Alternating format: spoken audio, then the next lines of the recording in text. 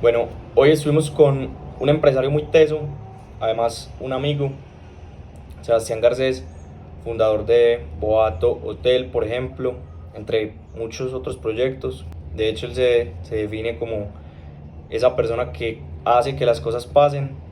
Una conversación muy bacana, hablamos de todo, desde su historia, cómo empezó, el grupo Belisario, todo el tema restaurantes, discotecas, después cómo pasa al sector turismo y por qué. Proyectos más recientes como el de Tau House, que es un hotel impresionante. Y la verdad, una conversación que recomiendo mucho, porque no solo hablamos de eso, sino del país, hablamos de lo que significa crear empresa, esa discusión entre empresario, emprendedor, que es un término que a él no le gusta mucho, pero ahí lo discutimos un poquito.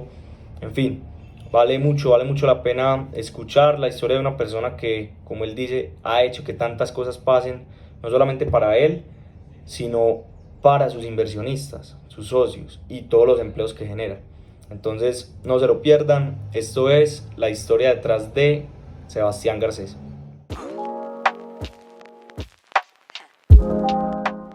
Bueno, estamos con Sebastián Garcés, empresario exitoso del entretenimiento, del turismo, la gastronomía y sobre todo emprendedor, porque yo siempre creo que más allá de las dimensiones pues, que toman los proyectos, etcétera, cuando uno tiene eso, eso siempre está con uno, pues como el emprendimiento, y lo veo siempre detrás de cada proyecto que vos vas haciendo, como esa chispa de siempre querer ir por más. Entonces, Sebas, pues nada, primero que todo, mil gracias por recibirnos, pues, por aceptar la invitación. Estamos en Rito y Monteo, aquí les dejamos la info para que vengan por si no lo conocen, se tomen algo un jueves por la tarde. Y nada, empezar pues primero obviamente dándote las gracias y que contemos rápidamente la historia tuya personal, y hacer un repaso pues como por quién sos vos y los proyectos en los que has estado. López, hermano, no, vea, muchas gracias primero que todo por invitarme pues, a este espacio, que sabes que contás con todos tus amigos y conocidos para que este sea un espacio muy bacano donde conversemos muchas cosas muy chéveres.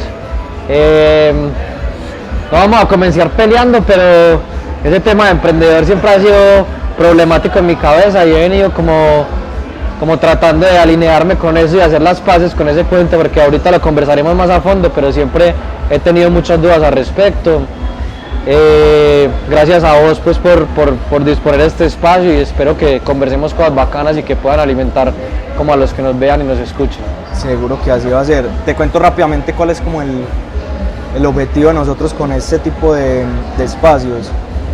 Pues básicamente lo que queremos es llevarle a la gente no solamente el conocimiento, sino también la inspiración y la apertura de mente, a partir de todas las experiencias y las historias que hay detrás de las empresas, que es lo que normalmente la gente no ve, pues lo que hay detrás, ¿cierto? Entonces, y que a partir de eso la gente pueda aportarle más a sus empresas, sacar más de sus proyectos, crear más, hacer más por el país pues en general y por la sociedad a nivel de región. Entonces, bueno, nuevamente pues muchas gracias a vos. Arranquemos de una. De una. Vos? Sebastián Garcés, tengo 29 añitos, ya casi para llegar al tercer piso, ya me cogió la fuertemente. Pero no, ahí vamos, yo creo que queda mucha energía, queda mucho por hacer y yo creo que ahí mencionaste una de las cosas más importantes que yo creo en este momento y es que hoy el país está en manos de nosotros, ¿cierto? Está en manos de esta nueva generación de empresarios que somos los que tenemos que creer. Primera cuña de este espacio es que si nosotros no creemos en el país, nadie va a creer, ¿sí o no? Total.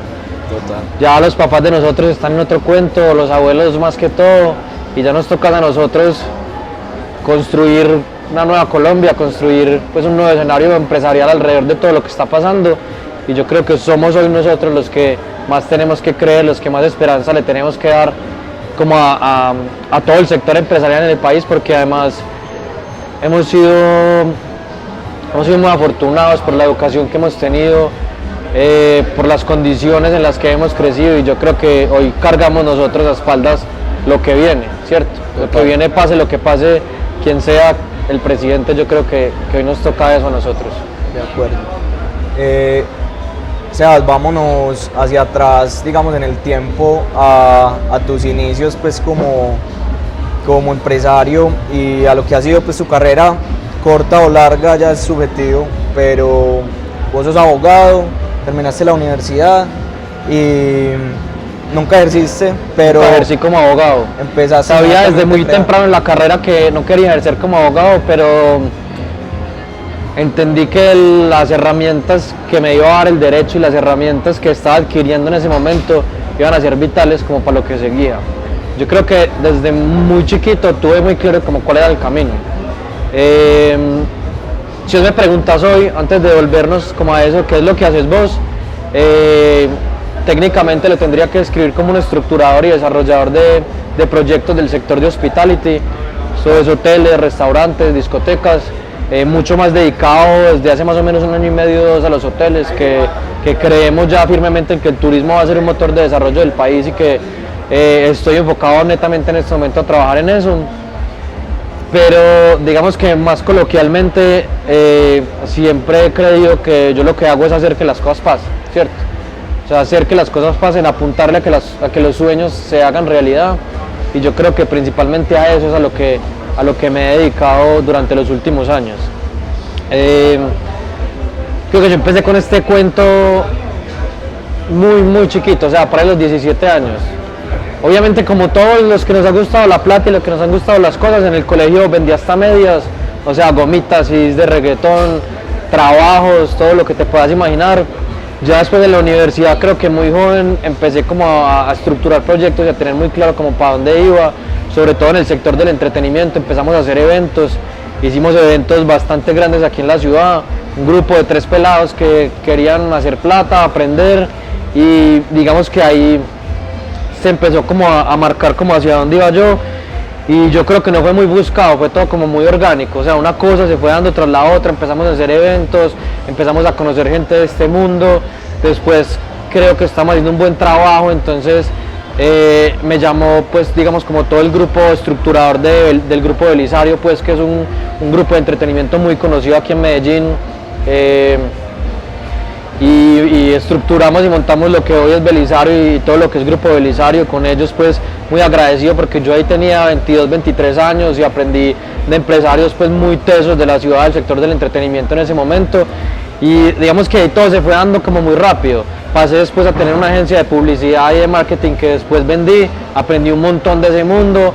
Después empecé con los hoteles, entonces estructuramos Boato, que es un hotel pues digamos muy importante de la zona de Guatapé y El Peñol, y ya en este momento pues tenemos como un pool de proyectos bastante interesante, primero en Antioquia y ya en aras del 2023 empezarnos a internacionalizar, y yo creo que mi tarea siempre ha sido esa, hacer que los sueños se hagan realidad, ¿cierto?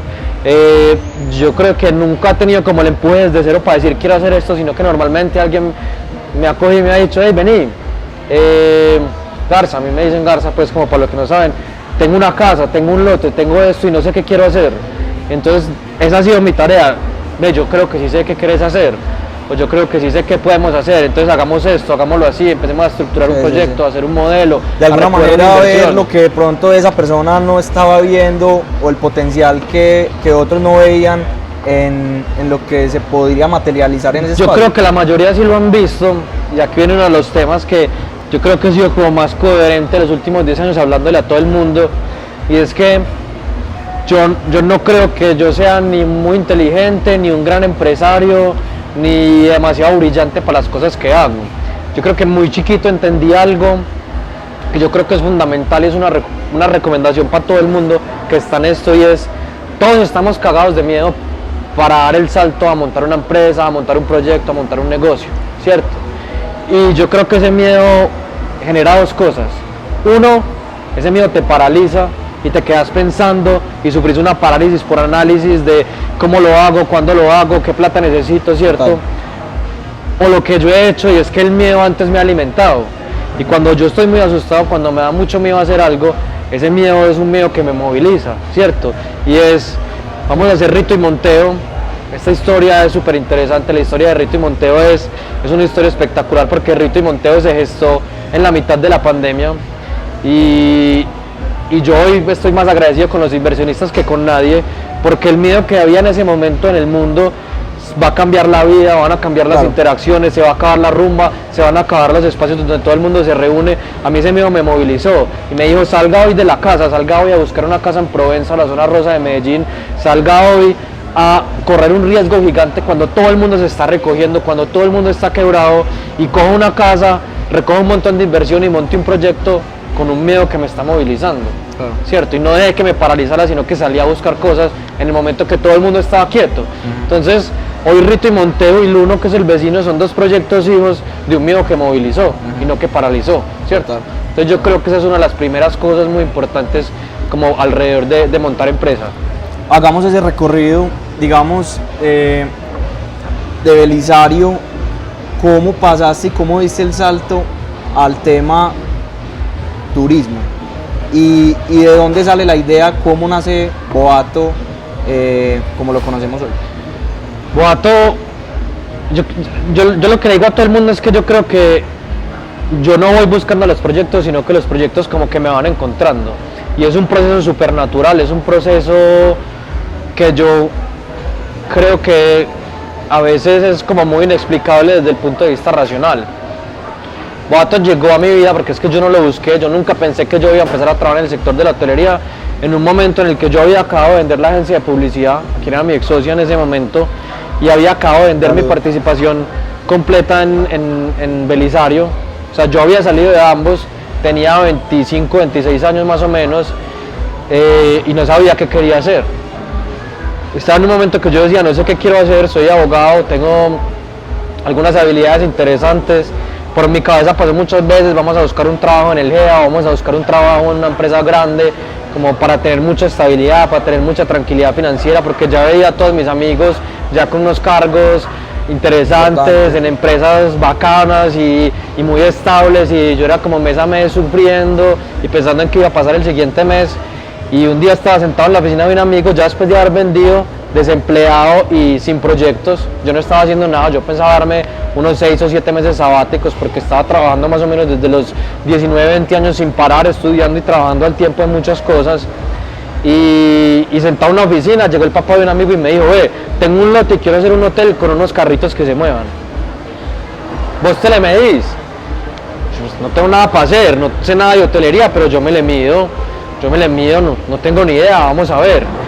Cogimos un carro, me puse unas botas y nos fuimos a ver un lote donde había 3 vacas pastando. Vimos el lote y dijimos, este lote es espectacular, vamos a hacer un hotel. A partir de ese día, sin saber nada, empezamos a construir lo que hoy era Boato, ¿cierto? Para mí ese proyecto fue espectacular porque, primero que todo, me acompañó toda la pandemia. Boato se construyó prácticamente durante toda la pandemia. Entonces me sacó de mi casa, que yo me iba a enloquecer, yo me estaba enfermando en la casa encerrado. Y segundo, aprendí demasiado porque como no había mucho más para hacer, yo decidí irme para allá. Entonces viví todo el proceso de ver una manga que se convirtiera en un gran hotel, de una construcción, de aprender un montón de cosas que un abogado no sabe, de ponerse unas botas, hablar con trabajadores. Entonces por eso yo digo que Boato me encontró a mí y me rescató en un momento que era demasiado difícil para todos, pero en especial para mí, porque para mí estar encerrado en una casa sin hacer nada fue una cosa demasiado tesa, porque yo soy demasiado activo, o sea, yo nunca he estado en una oficina. Y más que no tenías un trabajo. Exacto, y no tengo un trabajo, nunca he estado en una oficina, nunca he tenido un jefe más allá de la práctica, entonces para mí fue durísimo eso, ¿cierto? Y yo creo que Boato me acompañó en ese momento, pues, y a todos los socios que estábamos ahí metidos, y fue un proyecto muy bacano, la verdad. ¿En qué fase del proyecto los cogió la pandemia en Boato? Nosotros en Boato arrancó más o menos en abril, junio del año antes de que empezara la pandemia. Estuvimos todo el segundo semestre estructurando, haciendo todo el modelo de inversión, ¿cierto? Con Matías, muchos saludos también a Matías y de esto, que es mi gran amigo y socio, Matías Maya, pues para decir el nombre completo. En Boato básicamente arranca la pandemia cuando ya estaban todos los recursos recogidos y estaba la obra en un 15-20%, ¿cierto? Entonces estaba la obra en un 15-20% y digamos que era un momento complicado. Porque ¿Cómo se manejó en ese momento la incertidumbre del socio que recién hacía una inversión no, ante un los panorama socios y tan... nosotros estábamos cagados del susto. Que paremos la obra, que sigamos. Yo en ese momento les dije algo, esto va a ser muy difícil, ¿cierto? La historia de la humanidad han pasado muchas pandemias y esto sí o sí tiene que pasar. Digamos que ese fue mi mindset desde el principio y fue, esto va a ser difícil, vamos a pasar por momentos muy duros, pero esto tiene que pasar. Tarde o temprano va a pasar. Y yo siempre le imprimía a todo el equipo de trabajo, a los trabajadores que se fueron a vivir allá encerrados, porque pasó ese momento donde vos no podías ni siquiera entrar ni salir al municipio, donde no podías hacer nada. Yo a todos les decía, tranquilos, esto va a pasar, confíen que esto va a pasar. O sea, yo creo que todos los retos que se le presentan en una vida siempre son temporales y uno va encontrando como una salida para cada una de las cosas. Ajá. Pero está otra vez eso de lo que te hablaba ahorita y es ese miedo que te moviliza, ¿cierto? Y donde yo les decía, venga, es que el proyecto que nosotros hoy tenemos es un proyecto que se va a adaptar a lo que viene. Son habitaciones todas separadas, con mucha privacidad, donde vas a poder estar con tu pareja sin tener contacto con nadie más. Entonces creamos hoy a lo que tenemos, porque además... Por supuesto que fue un momento demasiado duro para el hotelero tradicional, con grandes resorts y grandes hoteles donde hay demasiado contacto físico. Total. Pero el modelo que nosotros estábamos planteando se adaptaba perfecto a ese momento. Entonces a mí todo el mundo me dice, fue puta, vos sos demasiado genio, ¿cómo vendiste tus restaurantes y tus discotecas y empezaste a montar un hotel separado de todo en ese momento? Yo no tenía la lámpara mágica, o sea, simplemente fue suerte y las cosas se fueron encajando y fue decir, no paramos. ¿Cierto? Porque yo conozco mucha gente que en ese momento tenía proyectos similares a Boato y que dijo, no, yo paro, me asusto. Claro. Y yo dije, ni por el hijo de puta paramos. Porque es que si hoy nosotros no seguimos creyendo, ¿qué va a pasar con toda esta gente? 35 empleados que estaban en ese momento en la obra, que yo los iba a mandar para sus pueblos, para sus casas. ¿Cuándo salió a operación el hotel? El hotel tenía que salir a operar más o menos en mayo. Okay. Más o menos en mayo del año en el que empieza la pandemia.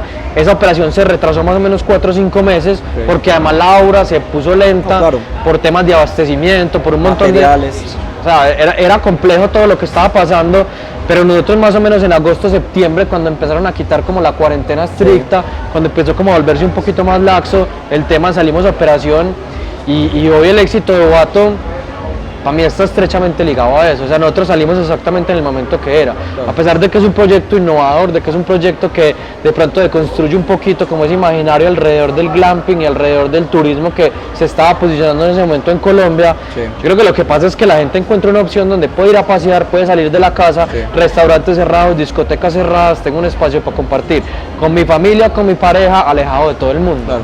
Entonces Boato cayó parado, total, ¿cierto? Total. Sin duda alguna.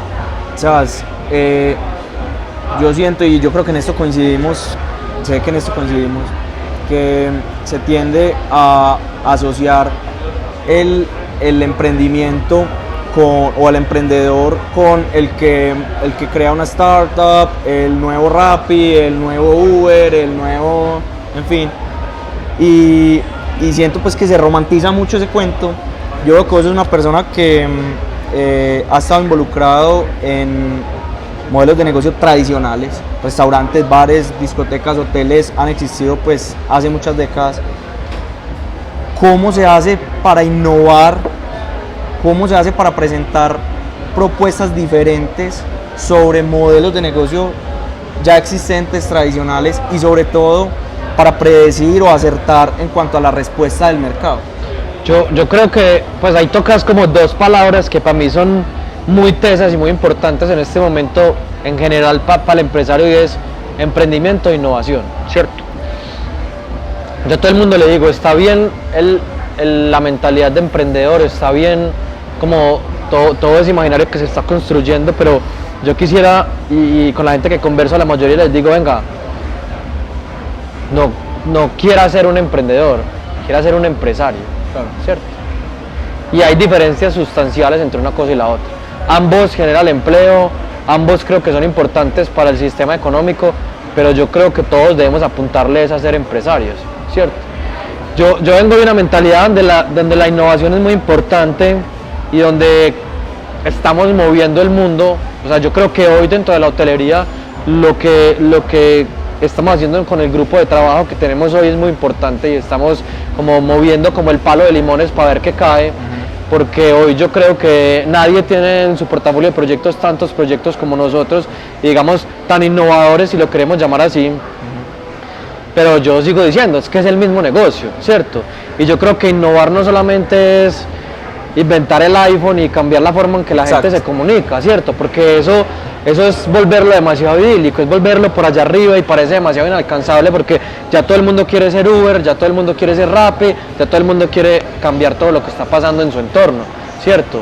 Básicamente nosotros que entramos a hacer el mundo de la hotelería, a entender las necesidades de lo que hoy estaba pasando, ¿cierto? A nivel mundial, entonces ahí viene un tema, para innovar en tu mercado no necesariamente tienes que inventar algo nuevo, sino ser demasiado sensible a lo que está viniendo también del exterior, sin copiar, porque digamos que a mí me choca mucho ese tema como de fusilar lo que vemos en el exterior, pero es mantener la mente abierta, empezar a recibir cosas que están pasando en otras partes Sí, es y inspirar. adaptarlas al mercado, ¿cierto? Entonces yo creo que en la hotelería que hemos hecho, número uno, innovar alrededor del modelo de negocio y de cómo se está ofreciendo, cómo se está planteando la nueva hotelería en el mundo, porque es que nosotros no nos estamos inventando nada, simplemente le estamos ofreciendo opciones al consumidor de nuevos productos, de nuevas tendencias.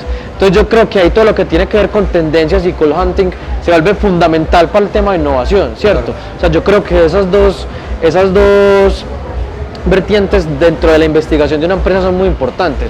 Yo no necesito inventar que el agua moja, tal vez solamente tengo que nutrirme y estudiar demasiado de qué está pasando a mi alrededor y cómo puedo identificar y convertir eso a mi entorno.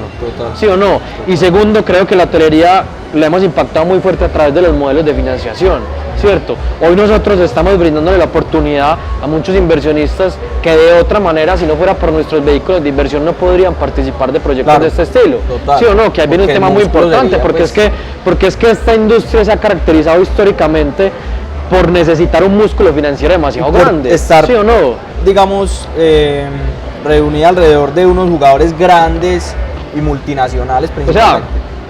vos hoy, por más rico que seas en Colombia, encontrás muy poquitas personas naturales que tengan la disponibilidad de caja de 3, 4, 5 millones de dólares para fondear un proyecto hasta su operación.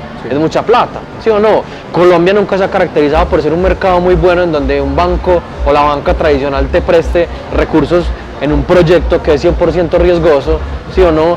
Entonces básicamente era un negocio que o lo hacías a medias, empezando con una casita, con 3 o 4 habitaciones, y es lo que no ha permitido desarrollar el negocio en Colombia, o vienen los grandes jugadores como el Marriott, como fulanito, peranito, y montan grandes desarrollos hoteleros, Claro. ¿cierto? Yo creo que lo que ha venido pasando en Colombia y lo que hemos venido haciendo nosotros, por lo menos en Antioquia, y tratando ya de vertirlo a todo el país, es venga, recogamos la plata de una manera diferente, ¿sí o no? Y demos la oportunidad de que otros jugadores entren al mercado, Exacto. ¿cierto? Total. Yo creo que eso es lo que hemos estado haciendo. Qué bueno que me tocas ese tema porque, y me parece pues como muy pertinente que entremos ahí, cómo se hace para, bueno, en este momento vos te has hecho pues de alguna manera un nombre, pero allá al principio, en esos primeros proyectos, cuando tenías que salir a buscar inversionistas en tus círculos cercanos, personas pues familiares, amigos, etcétera, conocidos, para que depositaran esa confianza en vos, y cómo se vende un proyecto de estas características con recursos que vienen de diferentes sectores, pues. Yo ahí, y eso lo he estado pensando un montón últimamente, porque como te conté, voy a empezar a ayudar una fundación con unos pelados que están en temas de emprendimiento, y he estado pensando mucho en eso porque hay 3 consejos fundamentales que yo le doy a todo el mundo. El primero, el más importante, la honestidad. ¿Sí o no? Uno tiene que ser honesto con uno y tiene que ser honesto con quien está invirtiendo, ¿cierto? Porque es que esto no es una pirámide, esto no es una rentabilidad garantizada, ¿cierto? Y yo con todo el mundo desde el principio era demasiado honesto y demasiado serio en decirle, estoy buscando socios, en las buenas y en las malas, y no invierta aquí plata que usted no se puede dar el gusto de perder, ¿cierto? Por supuesto que yo voy a dejar toda la pasión que tengo por este negocio, todo el empuje para que esto salga muy bien, pero esto puede salir mal, ¿cierto? Entonces como que esa honestidad creo que es demasiado importante. Número 2 es el Excel. El Excel puede con todo. Yo en Excel soy capaz de montar el negocio que sea y de recoger la plata que sea, pero no engaña al otro ni se engaña usted con un Excel que le arroja números que no son. Claro. O sea, es mejor salir a vender un proyecto, o salir a vender una inversión, o salir a vender un emprendimiento, o salir a vender una startup, con un modelo que sea conservador y que usted sepa que la realidad puede llegar, que salir a vender falsas expectativas. Claro. Y eso es lo que yo me encuentro todo el tiempo en la calle, ¿sí o no? Ya hoy en un momento donde les llegan a uno muchos proyectos y le muestran, mira este lo que está haciendo, mira el otro lo que está haciendo, un montón de cosas, creo que ese sería como el segundo consejo más importante, ¿cierto? Y el tercero es muestre seriedad y estructura en lo que está haciendo. ¿Cómo se hace eso para mí hoy? Y es la marca y el concepto detrás del proyecto que usted está haciendo. Total. Sea de lo que sea. Sea de lo que sea, yo creo que esos dos frentes son demasiado importantes y es porque eso le va a marcar un montón de cosas en su proyecto para adelante. Así sea una empresa de desarrollo de software, sea un hotel, sea un restaurante, sea una marca de ropa. O sea, yo creo que la seriedad cuando salir a hacer un deck de inversión y sentas a alguien a decirle, vení, necesito levantar unos 5, 10, 15, 20 millones de dólares, cómo se ve la envergadura del proyecto, cómo se siente fuerte y se siente un proyecto bien estructurado, hace que eso dé mucha credibilidad. Y es la manera en que vos le estás diciendo a esta persona, al inversionista, futuro inversionista, cuál va a ser realmente el diferenciador. Total. Sobre todo para una persona pues que normalmente no sabe del tema, porque la gente que invierte pues como en este tipo de proyectos no son expertos en lo que es el core del negocio como tal. Entonces yo estoy totalmente de acuerdo pues en que la manera de llegarles es, si soy capaz de vendértelo, ¿sí? Voy a ser capaz de vendérselo a la gente. Y ahí viene otra cosa demasiado importante que yo creo que es clave. Yo creo que cada quien pone en un negocio en la medida de sus capacidades, ¿cierto? Pero a mí me parece fundamental que siempre quien esté estructurando, quien esté liderando, tenga skin in the game. O sea, para mí esa frase es clave, ¿sí o no? O sea, eso es innegociable. Sea 1 millón que yo tenga, sean 20, sean 200, sean 2000, lo que sea que yo tenga, dependiendo de mis capacidades, porque es que no todos hemos tenido las oportunidades de salir y voltear a los papás y decirles, dame 50 que voy a montar un negocio, ¿sí o no? Yo no la tuve, yo no lo hice. Yo cada peso que tengo hoy ha sido creado desde cero, con el trabajo, con ahorros, con demasiado juicio financiero, pero es skin in the game. Desde la primera vez, desde el primer proyecto, yo a mis inversionistas les dije, vea, yo hoy no tengo 2.000 millones de pesos para poner para Boato que quisiera ponerlos, tengo 40, pero esos 40 hoy para mí representan lo que pues, ustedes pueden representar 200, que pueden representar 500, ¿sí o no? Eso es para mí, es hoy el ahorro que yo tengo y yo tengo skin in the game porque creo en esto, claro. No esa pretensión a veces de jinetear con la plata de los otros, que a mí me choca mucho. O sea, yo creo que uno también tiene que poner sobre la mesa no solo el tiempo, no solo las ganas, sino también, venga, que es que yo también estoy jugando aquí con esto, ¿cierto? Y eso puede ser 500.000 pesos, pueden ser 20 millones, o pueden ser 200, pero creo que hay que ponerlo siempre sobre la mesa. Esta semana estaba escuchando era como una conferencia de Santiago Espinal de Exhobbies, donde él contaba su experiencia y decía, es que yo empecé desde abajo. Yo empecé con 27 millones de pesos y un Clio que tenía que vender y me fui a comprar mercancía al centro y bueno, así arranqué. Me puse a ver los comentarios y la gente, pues el 90% de la gente le respondía, no, pues empezaste con 27 millones y un Clio, ojalá cualquiera tuviera esa oportunidad, es que así es muy fácil, o sea, todo el mundo tirándole porque él arrancó así. Y pues más o menos el análisis que yo hacía es, y ya la pregunta es, ¿cuál es el mensaje para el que tiene ganas, sobre todo ganas, porque ideas van apareciendo, de crear un proyecto, pero se queda normalmente la gente en las excusas de por qué no lo puede hacer, ¿cierto? En vez de buscar las alternativas de cómo lograrlo realmente. Yo creo que yo entiendo ese mensaje de Santiago. Yo no sé si él dice eso, pues, pero yo no sostengo que yo haya venido de abajo, sí o no. Yo no tuve quien me diera 27 millones de pesos, ¿cierto? Pero sí tuve otra cosa muy valiosa, y fue unos papás que se esforzaron por darme la mejor educación en los mejores colegios, en la mejor universidad. Entonces yo no tenía plata, pero sí tenía contactos y los mejores, ¿cierto? Y entonces ahí soy consciente del privilegio que hay alrededor de eso. Mi mensaje para el que quiera es, tenga ese privilegio o no, es de quién se está rodeando usted. ¿Sí o no? ¿De quién se está rodeando usted? Esa es la verdadera pregunta. Y eso no significa como esos cuentos de los que están por ahí en TikTok diciendo, cuida quiénes son tus amistades. No, es que Si a mí el día de mañana llega aquí alguien, un pelado, y me ve y me dice, hey, quiero conversar con vos, vení, sentémonos que tengo una idea, y tiene el empuje para venir a sentarme sin que yo lo conozca a conversar, me siento con él y converso una hora. Y tal vez hoy que tengo la oportunidad le pueda dar un apoyo a él para montarlo. Entonces yo creo que ese consejo es más, ¿usted dónde está buscando? Porque a veces no se trata de la plata, se trata de dónde está tocando la puerta, ¿sí o no? Se trata de con quién está tocando la puerta. Hay una persona que yo admiro demasiado en esta ciudad que se llama Juan José Aramburo, es uno de los desarrolladores más importantes en temas inmobiliarios y hoteleros que tiene Medellín, y yo creo que va a tener Colombia en algunos años. Él es joven pues, pero para mí es de los más importantes que hay, y yo lo conocí hace 6 años y hice algunas cosas para él en la agencia. Para mí una persona súper lejana. Desde el día que yo conocí a Juan José, yo dije, yo voy a trabajar con Juan José. Y no lo conozco, no es mi amigo, me lleva 15 años de edad, no tengo ningún contacto con él.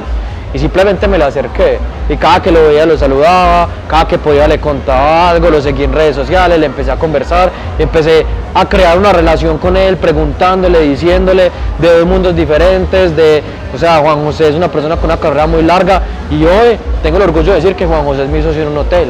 Y él me llamó y me dijo, Sebastián, te tengo una invitación para que estés en este hotel, ¿sí o no? Y yo tomé esa decisión de decir, yo quiero ser socio de Juan José Aramburo. Y yo me acerco a Juan José Aramburo y creo los canales para que él esté en mi vida empresarial. Claro. ¿Sí o no? Entonces yo creo que se trata de eso, entonces yo creo que las ganas están mucho más alrededor de eso. Obviamente hay un montón de bloqueos alrededor de las oportunidades, de la movilidad social, sí, que son innegables, pero yo creo que cuando está eso, es mucho más posible empezar a vencer esos retos y esos obstáculos que se plantean en el camino. Hablemos de Tau. Tau House. ¿Cómo nació y en qué está en este momento? Está muy enlazado con lo que estamos hablando ahorita de Juan José Aramburo. Arrancó Juan José con su equipo de trabajo dándole una asesoría financiera a los talonadores del proyecto, que son los dueños de la casa. Y ha sido un proyecto otra vez muy orgánico, pero muy bacano, porque yo creo que con Tau logramos construir algo que va a cambiar el paradigma de la hotelería en Guatapé y en el Peñol, ¿cierto? Yo creo que es el primer hotel que realmente es 5 estrellas, con un servicio de talla internacional, y a eso le estábamos apuntando desde el principio, ¿cierto? A decir, estamos en Colombia y es un conocimiento general que en el 95-96% de los proyectos estamos muy por debajo de competidores de la zona como México, como Centroamérica, en temas de capacidades, de acabados, de servicio, y ahí dijimos, vamos a lograr que esto esté a la altura, y yo creo que eso es lo que se ha logrado con ese proyecto.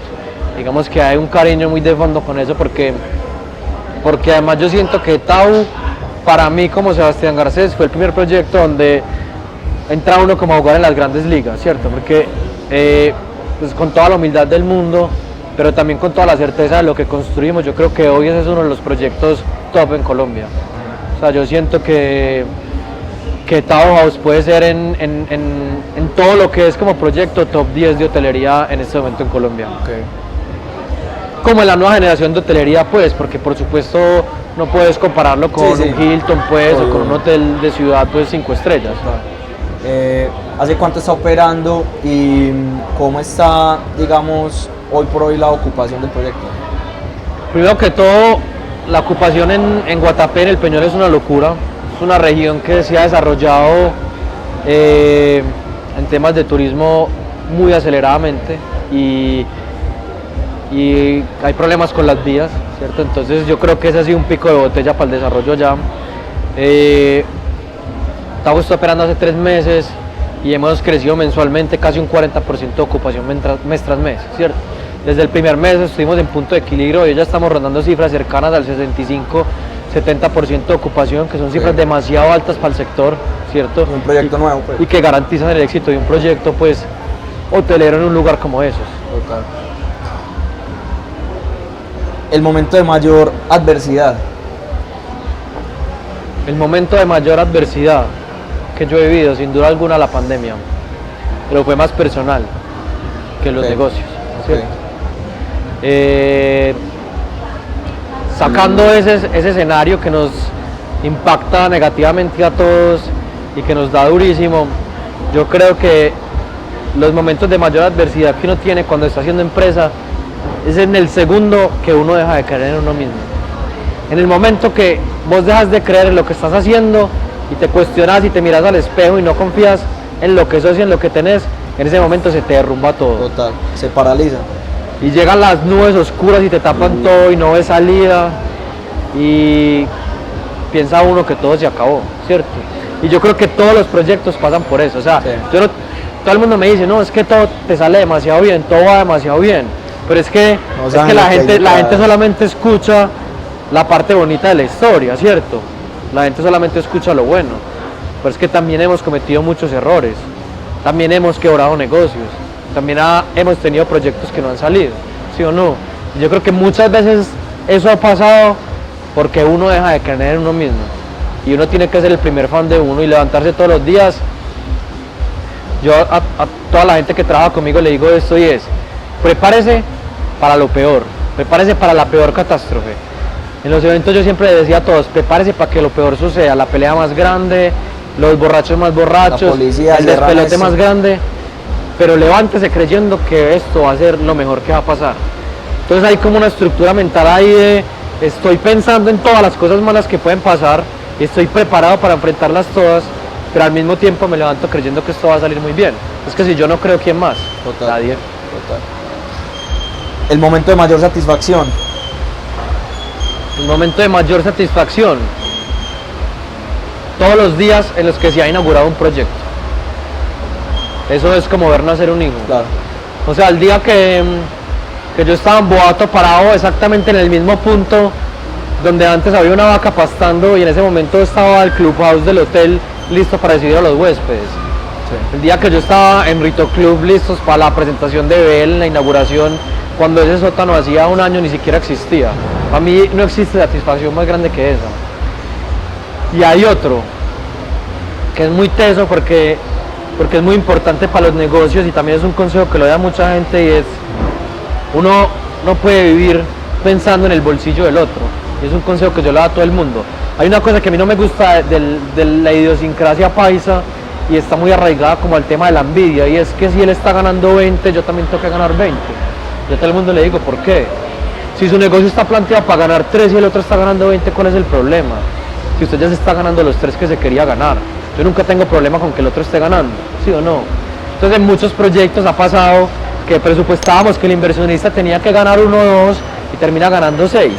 Y yo me sigo ganando los 1 o 2 que me tenía que ganar en el proyecto. Pero a mí eso no me duele, ¿sí o no? Yo quería ganar mi 1 o 2 y me estoy ganando mi 1 o 2 y me está yendo demasiado bien y el otro está ganando 6. Pues puta, qué alegría. Qué alegría que la confianza que depositaron hoy en vos haya funcionado y que te digan: parce, está yendo demasiado bien, esta inversión salió muy bien. Y qué alegría que cuando contrataste a alguien para hacer un negocio, al otro le esté yendo demasiado bien. Creo que hay que dejar como ese pensamiento donde es que los dos tienen que quedar aburridos para que un negocio salga bien. Pues que tenemos que ganar lo mismo. Concéntrese en lo suyo y gane lo suyo, que el bolsillo del otro es del otro, ¿sí o no? Y si le va bien y a través de lo que usted está haciendo se genera más riqueza alrededor, dale, Tanto mejor. hágale. ¿Sabes qué te motiva a vos todos los días? A mí lo que más me motiva de todas las cosas es que nosotros hoy, entre todos los proyectos que tenemos, estamos generando más o menos 250 empleos directos. Y todas las historias que están alrededor de eso, de familias que están optando por una vida mucho más estable, yo creo que eso es lo que más, ¿sí o no? Yo creo que eso es lo que más nos nutre a nosotros y me nutre a mí para seguir pensando en hacer muchas más cosas, porque yo a mucha gente le digo: tal vez si eso a mí no me moviera, yo creo que yo estaría en otros negocios, mucho menos bajitos en necesidad de mano de obra. Sí, más livianos. Sí, mucho más livianos, pero hoy tener estos negocios y poder impactar un montón de gente positivamente y ver que hay familias que se están alimentando y ver que hay gente que estamos formando, yo creo que eso es lo que, por lo menos a mí, me motiva mucho como a seguir creando en esta industria demasiado, porque eso hace mucho país, ¿sí o no? Y siempre ha sido una cosa que me ha movido mucho a mí. Eso me lleva pues como a este tema para cerrar. Yo siempre he creído, he sido un fiel creyente en el potencial que tiene el turismo en general sobre todo el turismo internacional, porque representa pues que no solo la moneda fuerte, sino que esa plata se queda en Colombia. Hoy por hoy, ¿cómo estás viendo vos el panorama del sector después de una pandemia y sobre todo pensando en el cambio de gobierno? Lo primero es que yo creo que Colombia está listo para dar el salto en turismo, ¿sí o no? Siendo mi negocio, me he dedicado los últimos años literalmente a viajar y todo el mundo me dice, huevón, solo estás paseando. No, es que este es mi negocio, yo tengo que ver qué está pasando afuera. Estamos muy por debajo de los estándares internacionales en mano de obra, en formación, en capacidades, en infraestructura, pero yo siento que el país se viene poniendo como al día, ¿sí o no? Se viene poniendo al día en eso, entonces pues lo primero es que creo que Colombia está listo para dar ese salto y lo viene dando. Creo que vienen como dos caminos muy fuertes. Vienen las grandes multinacionales empezando a creer en el país, a hacer inversiones muy grandes, que siento que es una hotelería muy diferente a la que nosotros proponemos hoy como jugadores de mercado, mucho más chiquitos y mucho más personalizados, mucho más boutique, ¿cierto? Porque es que yo entiendo que para una gran cadena como el Marriott o como Sedona o X o Y, hay muchísimas. No vale la pena tener una operación regada en un montón de hoteles de 15, 20, 30 habitaciones que son demasiado chiquitos y demasiado cargados operativamente para ellos, pero que para nosotros es muy interesante porque estamos mucho más enfocados en la experiencia, mucho más enfocados en el bienestar del huésped como individuo que el huésped como masa general del resort, cierto, tradicional. Y el número, pues. Ajá, y el número, y donde la masa es lo que te da, mientras que pues aquí es un tema muy técnico, pero muchas veces para nosotros en nuestro modelo hotelero el repar por habitación, cierto, el revenue que te está dando por habitación puede ser mucho mejor con ocupaciones mucho más bajitas del 90% que llegar al 100%. O sea, mejor dicho, a veces para nosotros es mejor tener hoteles en el 80 o el 90 o el 70% de ocupación que tener hoteles al 100% de ocupación por la calidad del servicio, por cuánto podemos vender, por cuánto podemos convertir. Entonces ahí está eso. Frente al cambio de gobierno, yo sé que todo el mundo está asustado y no soy quien para decir que no debería tener susto, ¿cierto? Pero también soy muy claro con dos cosas. Número uno, ni Juan Manuel Santos ni Iván Duque, con todo el respeto que se merecen, montaron mis negocios. Ni me hicieron más fácil la vida para montarlos, ni me abrieron camino para montarlos. Yo hoy siento que hoy hemos hecho lo que hemos hecho a pesar de esos gobiernos y a pesar de cualquier gobierno, porque desde mi perspectiva, en la mayoría de los casos el gobierno no termina siendo sino un obstáculo más a superar, ni siquiera te acompaña, es un obstáculo más. Simplemente lo veo como un nuevo obstáculo que hay que hacer, ¿cierto? Sin embargo, creo que dentro de su discurso y de lo que él ha hablado, nuestro sector de hotelería y de entretenimiento en general es uno de los más beneficiados de lo que a él le apunta como país. Entonces para mí es un parte de tranquilidad como saber que el gobierno está alineado, ¿cierto? Que el gobierno puede estar alineado a eso, pero la verdad es que a mí no me importa quién sea el presidente, ¿cierto? Porque yo siempre he tenido demasiado claro que el país que se está construyendo, lo estamos construyendo personas que estén alineadas como en esta forma de pensar. Es que el país lo construyo yo. Sé que no encuentro un solo empleado que no esté afiliado a la seguridad social. Nosotros todo el tiempo estamos pensando en pagar sueldos justos, en que no solo yo tengo que ganar con lo que estamos montando. Yo necesito que mis empleados ganen, yo necesito que mis socios ganen, yo necesito que la economía gane, ¿sí o no? O sea, yo creo que eso lo construimos todo de una manera mucho más consciente, desde ¿cierto? el núcleo de cada uno y a partir de ahí y es como se construye empresa de manera demasiado consciente, pensando en desarrollar a todo el mundo que está alrededor y dejando de pensar de esa manera tan egoísta, es que eso lo gano yo, ¿para qué? Pues eso no tiene ningún sentido. Yo necesito es que todos los que estén a mi alrededor ganen, que mis proveedores ganen, que mis colaboradores ganen, que mis socios ganen, y eso yo creo que nos impacta mucho en la manera también como nos relacionamos. O sea, por ejemplo aquí en Provenza y en la mayoría de los hoteles ha cambiado mucho la forma en la que nos relacionamos, porque es que yo no veo competencia. Yo no considero que fulanito, peranito sea mi competencia y mi enemigo por eso. Yo creo que construimos una industria juntos. Total. Y a partir de eso últimamente hemos empezado a tender un montón de lazos. Venga, conversemos, venga, hablemos de usted qué está haciendo, usted cómo va, qué está haciendo bien, qué estoy yo haciendo bien. retroalimentar y a partir Y sigue de ahí estando esa competencia que es construir demasiado más. sana y es, yo quiero tener algo más bacano, usted quiere tener algo más bacano, Claro. hagamos esto, cambiemos esto, lo podemos operar mejor o no, pero usted no es mi enemigo. ¿Cómo va a ser mi enemigo? Alguien que está construyendo la misma industria que yo. Eso no tiene sentido. La última, ¿qué se viene para vos en este momento de tu vida? Para mí en este momento de mi vida yo creo que primero que todo va a aclarar mucho el camino porque a veces no tenía muy claro como para dónde iba, si eran hoteles, si eran restaurantes. Para mí está demasiado claro el turismo. Viene la internacionalización, 2023 es el año donde, no porque haya dejado de crecer en Colombia, porque vienen 3, 4 proyectos muy grandes en Colombia, pero creo que no solo para llevar recursos, sino por el aprendizaje de lo que podemos aprender en el exterior. Le estamos apuntando, le estoy apuntando personalmente a expandirnos en Centroamérica y Sudamérica, seguramente México, Panamá y de pronto Ecuador. Yo creo que es lo que sigue, siempre con marcas nuevas. El fortalecimiento de marcas es muy importante, pero yo creo que cada espacio y cada zona necesita algo diferente. Tiene su esencia. Yo nunca he pensado en hacer Boato en otra parte o en hacer Tauhaus en otra parte. De pronto en su momento suceda, Sí. pero yo creo que cada lugar como que merece su desarrollo propio y su construcción. Y su personalidad. Pues. Ajá. Entonces yo creo que es eso, sigue la internacionalización.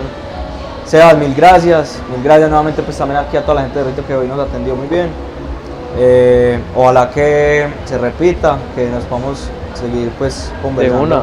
en este tipo de encuentros y nada, para adelante y felicitaciones. Se por todo. repetirá y este man es muy teso también en lo que hace, entonces escúchenlo y escuchen a la gente que va a traer porque yo creo que va a haber cosas muy bacanas que conversar y lo más importante que yo le digo a todo el mundo y se lo repito a mis equipos es yo creo que yo por mi vida pasé como por unas etapas muy tesas y fue una etapa donde creí que me las sabía todas, entonces uno se cree el putas y uno cree que ya nadie tiene ninguna respuesta para darle y en los últimos años, 2 años como que la madurez le va bajando a uno como todas esas ínfulas y le va bajando a uno todo ese ego y uno entendiendo que uno tiene que enfrentar todos los días como un niño chiquito, ¿sí o no? Y donde tengo que escuchar desde el albañil que está moliendo la piedra hasta el mamputas que tiene todas las empresas y afrontar cada momento y cada conversación como con una mentalidad de niño de tengo demasiado que aprender, tengo demasiado que escuchar y creía que me las sabía todas pero en verdad no me las sé ninguna. Entonces yo creo que eso es como lo más importante de ese mindset de estar haciendo empresa. Todos los días hay algo que aprender. Excelente ese mensaje, Sebas, mil gracias nuevamente. Salud. Hágale, bien.